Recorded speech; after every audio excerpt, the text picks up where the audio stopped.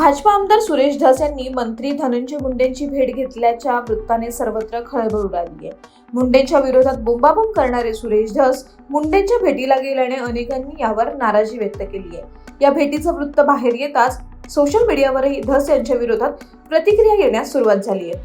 मस्साचोक गावचे सरपंच संतोष देशमुख हत्या प्रकरणानंतर सुरेश धस यांनी मुंडेंच्या विरोधात आक्रमक भूमिका घेतलेली.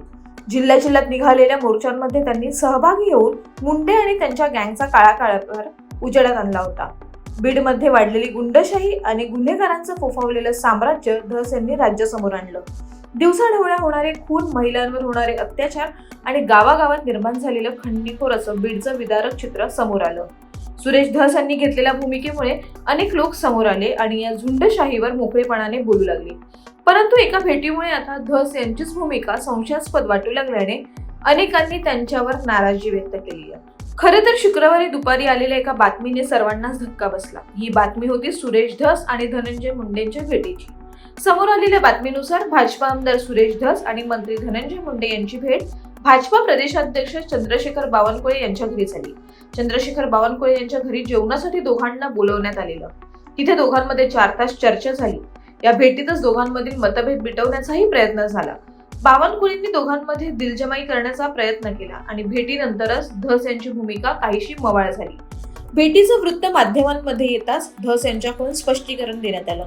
धस म्हणाले, मी धनंजय मुंडेंच्या तब्येतीची विचारपूस करण्यासाठी गेलो होतो. त्यात काही गैर नाही. त्यांच्या डोळ्यांचं ऑपरेशन झालंय, त्यामुळे त्यांना भेटलो. कोणाच्या तब्येतीची चौकशी करणं यामध्ये काही गैर नाही.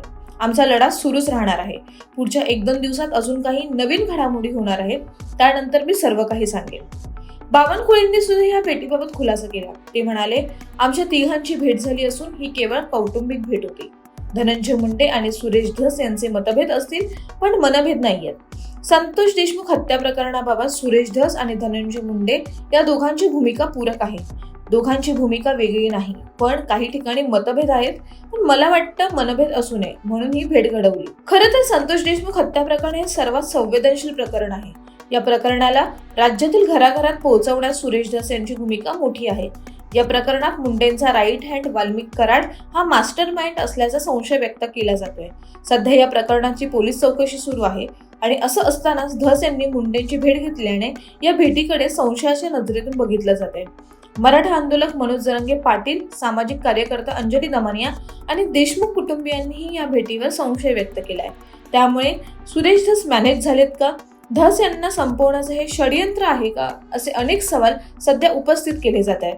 त्यामुळे या संपूर्ण प्रकरणात हिरो झालेले सुरेश धस या भेटीमुळे झिरो तर झाले नाहीत ना, अशीही चर्चा राजकीय वर्तुळात होऊ लागली आहे. त्यामुळे या गुप्त भेटीमुळे सुरेश धस फसलेत का, याबद्दल तुम्हाला काय वाटतं हे आम्हाला कमेंट करून नक्कीच सांगा आणि माय महानगरला सबस्क्राईब करायला विसरू नका.